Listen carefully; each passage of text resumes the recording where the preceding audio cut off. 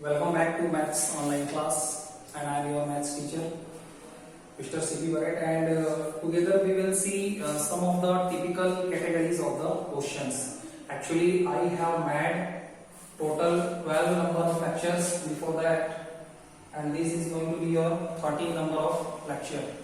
And I have taken out all sorts of the question in this chapter. Still, some of the typical question which may either come in your exam. So some typical question category we will see in this particular videos. No problem if is it not finished in the one particular video. So I will make another lecture also. But let's see. Question is there in front of you. What is the question? I think it will be the question number 14. I don't know the sequence.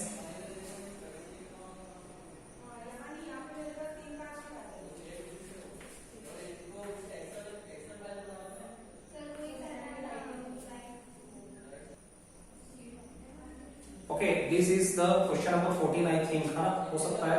If I forgot the sequence, no problem at all. What is the main concentration here? The question. First, see the question. What is written here in front of you? A positive number is 5 times the other number. क्या लिखा हुआ है बेटा? A positive number is 5 times the other number. एक positive number दूसरे number का 5 times है. First, I will suppose the positive number, suppose the positive number is equal to x. हमने मान लिया कि वो पॉजिटिव नंबर क्या है, x है. अब क्या लिखा हुआ है? One positive number is 5 times the another number. पहले वाले नंबर को हमने x मान लिया, तो एक दूसरा पॉजिटिव नंबर कितना है? 5 times. Second positive number is equal to 5x. ठीक है, वेट फिर से पढ़ता हूं मैं. A positive number is 5 times the other number. What is the meaning by this? इसका अर्थ क्या निकलता है? मीनिंग क्या होगा बेटा? मीनिंग इज दैट कि there are the two positive numbers. One is 5 times the other number. So according to that, if one positive number is x, so our second positive number will be 5x. If one positive number is x, so second positive number will be 5x. That is the relation only that you can understand from the first line of the question. आगे बढ़ो. If 21 is added to both the number, if 21 is added to both the number, so after the addition of 21, after adding, that I am going to write down after adding 21. Suppose I am adding 21 in both the numbers. अगर मान लो मैंने 21 को दोनों ही number पे add कर दिया. If I want to add 21 in both the numbers, दोनों ही number पे 21 हम लोग ऐड करते हैं. So what will be the first number right now?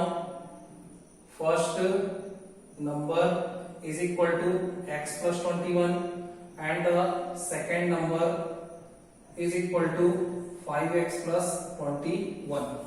कुछ भी नहीं करना था, बहुत ही आसान और इजी सा केस है. There are the two numbers, there are the two positive numbers. Suppose the one positive number is x, so the second positive number will be 5x. अगर एक x है तो दूसरा 5x हो जाएगा, because the according to the relation वो 5 times था. Next देखो, after adding 21, that is the condition here. Condition given है आफ्टर द एडिशन ऑफ 21. अगर 21 ऐड करने की बारी आती है तो क्या होता है? द फर्स्ट नंबर में क्या हो जाएगा?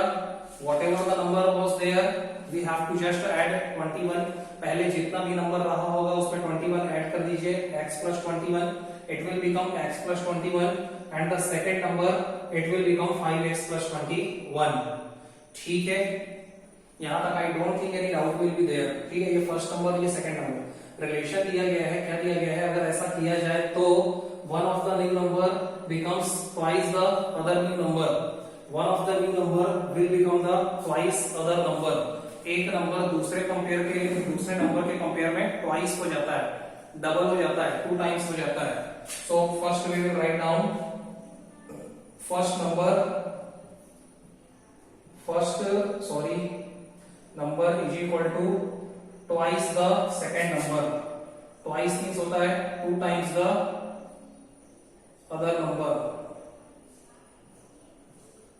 दैट वाज द रिलेशन कि एक नंबर जो है, फर्स्ट नंबर जो है, it becomes twice the other number. एक नंबर दूसरे नंबर का क्या हो जाता है, डबल हो जाता है। सो कौन सा डबल हो जाएगा, जो नंबर ऑलरेडी बड़ा है। जो नंबर ऑलरेडी बड़ा होगा वही तो दूसरे का डबल हो जाएगा, 2 टाइम्स हो जाएगा। तो इसमें से आपका बड़ा नंबर कौन है बेटा, ये।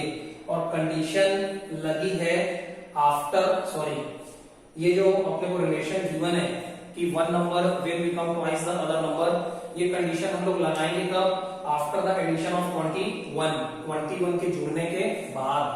21 जोड़ लेने के बाद या उसके जुड़ने के बाद ये कंडीशन लगेगी।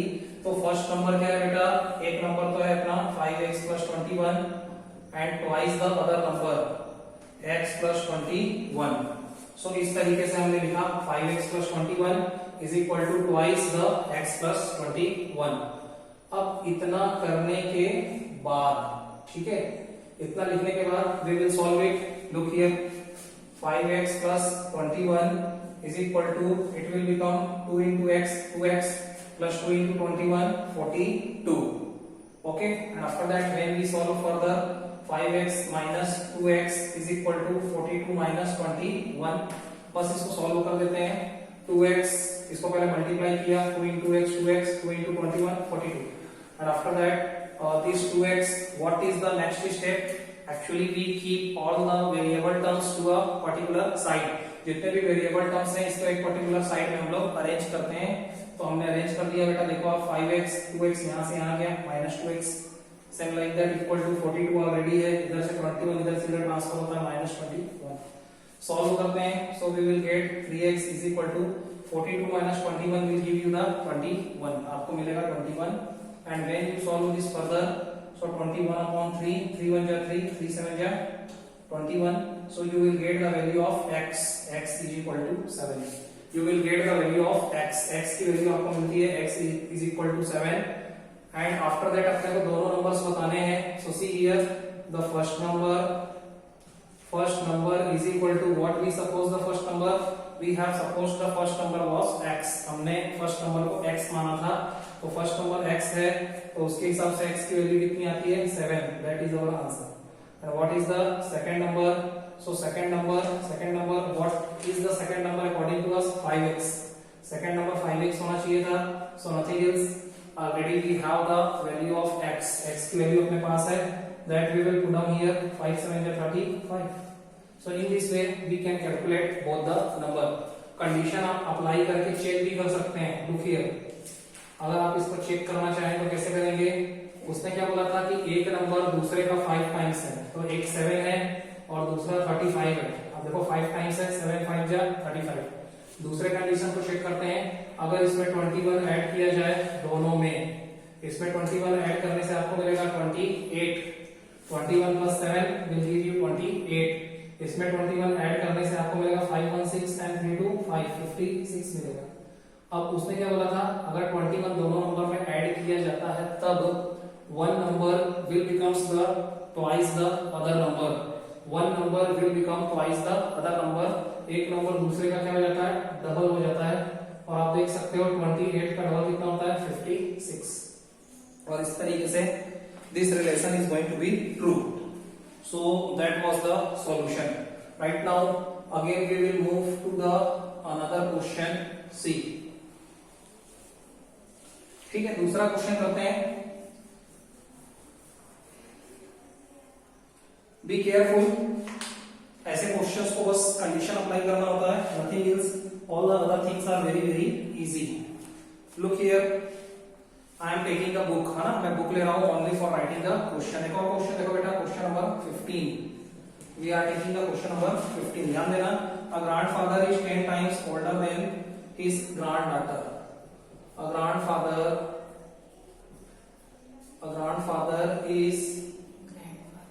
grandfather is 10 times older। A grandfather is 10 times older। एक ग्रैंडफादर मतलब दादाजी, वो 10 टाइम्स ओल्डर हैं, है ना, 10 टाइम्स ओल्डर हैं then his granddaughter.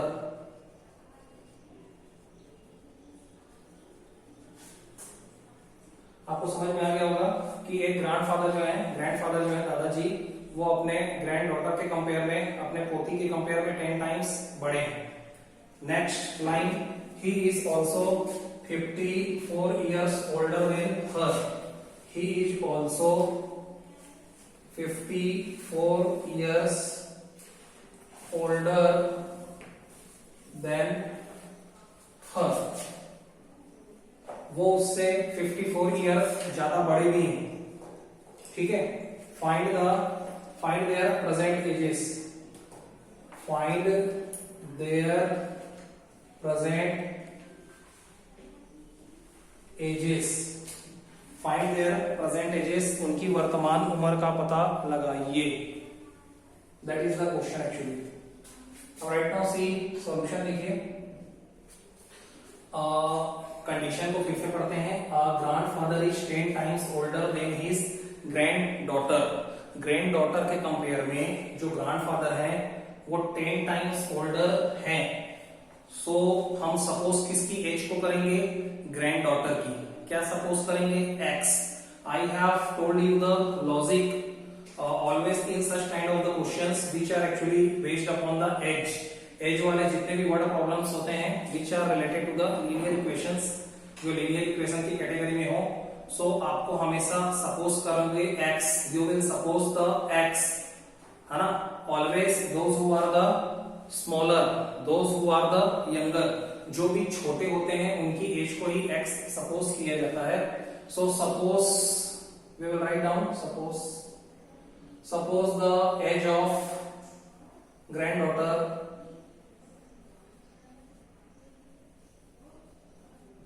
Suppose the age of granddaughter, मान लेते हैं ग्रैंड डॉटर की जो एज है that is the x years, उसको x इयर्स मान लिया गया। So according to that age of grand daughter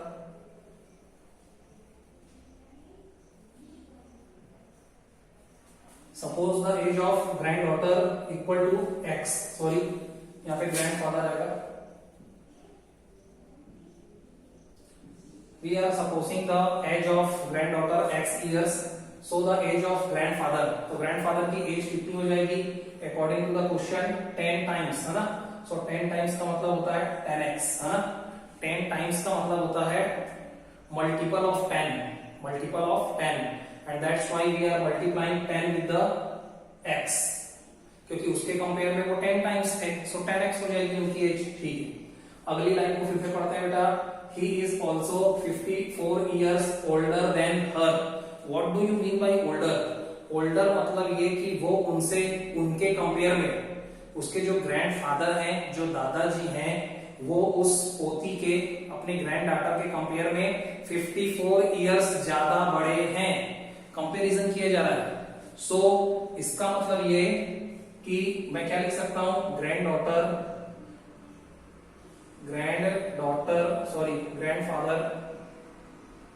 grandfather जो है he is 54 years plus granddaughter, means I can write down grandfather is equal to granddaughter plus 54, क्योंकि यही तो relation बताया गया कि the age of the grandfather की जो उम्र है वो अपने ग्रैंड डॉटर के कंपेयर में 54 इयर्स मोर है, ज्यादा है। So that I can write down. Right now I have to fill the values. केवल values fill up करनी है। Grandfather की एज कितनी है? Actual में 10x है। So here we will write down 10x. What is the age of granddaughter? Granddaughter की as को we have supposed x, हमने x मान रखा था, plus 54. Right now we have to just solve this linear equation. बस एक छोटा सा equation solve करेंगे, आंसर आ जाएगा। So when we solve this, so x will go there. So nothing else, 10x minus x will give me 9x is equal to 54, and after further solving 54 upon 9, 9 1 9, 9 6 54. So x is equal to, we are getting 6. We are getting x is equal to 6. तो इससे क्या पता चलता है? The age of granddaughter, age of granddaughter, age of granddaughter कितनी है बेटा? 6 years. Same like that. Age of grandfather,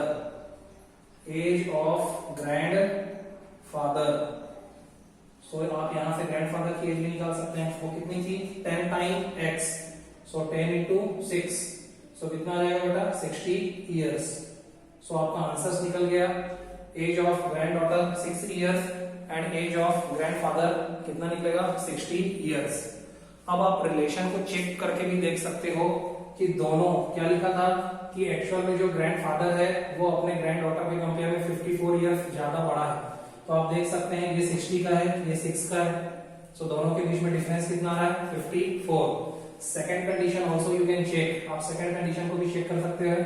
क्या लिखा था कि ग्रैंडफादर जो है वो 10 टाइम्स ओल्डर है, सो इसकी एज 6 है, इसकी 60 है, सो 10 टाइम्स हो गया। So that was the easier solution. Question पढ़ने से जितना डिफिकल्ट लगता है, when you solve the question it becomes very very easy. ठीक है, करने के बाद वी कैन फाइंड आउट कि actually it was very easy. बस कंडीशन पढ़ते जाइए और लगाते जाइए। ठीक है, next see it is the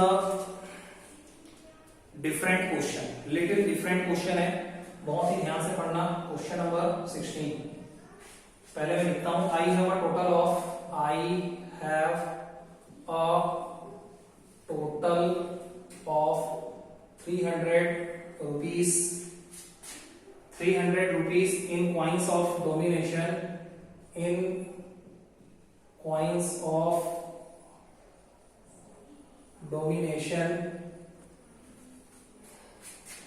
1, 2 and 5 rupees, 1, 2 and 5 rupees। ठीक है, the number of 2 rupees coins is, the number of 2 rupees coins is, मतलब 2 रुपए के सिक्कों की जो संख्या है is 3 times the number of 5 rupees coins, is 3 times the number of 5 rupees coins। I think आपको समझ में आ गया होगा। The number of 2 rupees coins, 2 रुपए के जो सिक्कों की संख्या है वो एक्चुअल में 3 टाइम्स है the number of 5 rupees coins, 5 रुपए के सिक्कों के कंपेयर में, है ना। आगे बोला गया है the total number of coins is 160, the total number of coins is 160। Total number of coins, सिक्कों की टोटल संख्या कितनी है बेटा 160। How many coins of each domination are with me, how many coins are, how many coins are there in each denomination.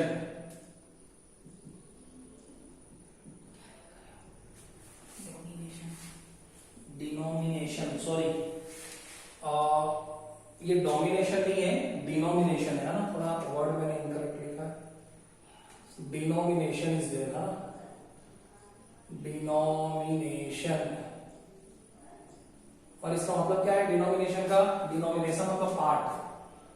ठीक है,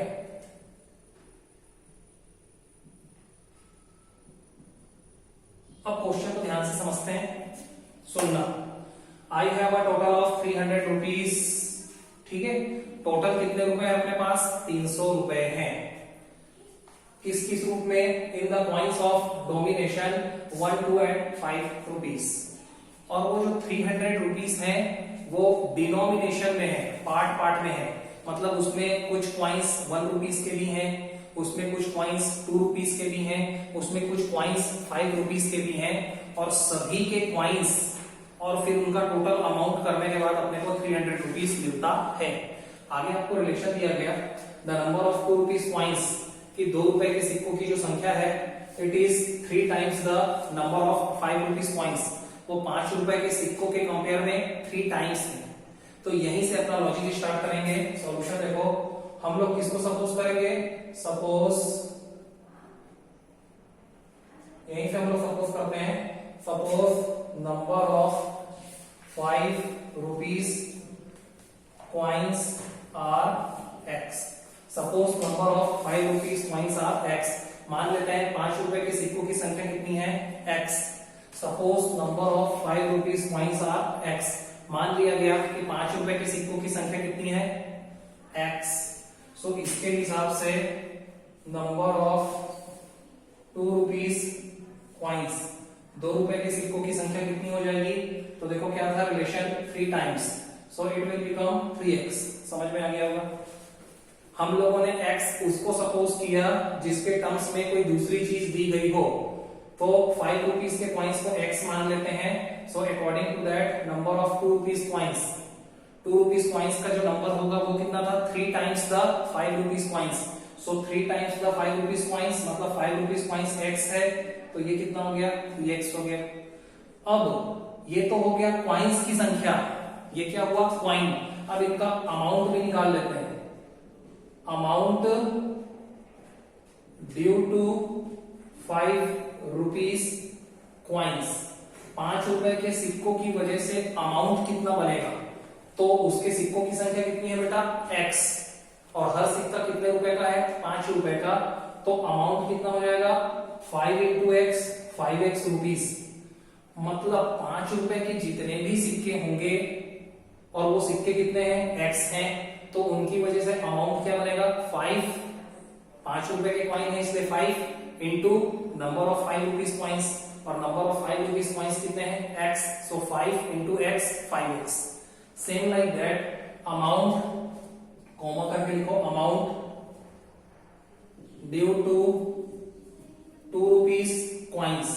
उसी हिसाब से 2 रुपए की जितने भी सिक्के हों उसकी वजह से अमाउंट कितना बनने वाला है?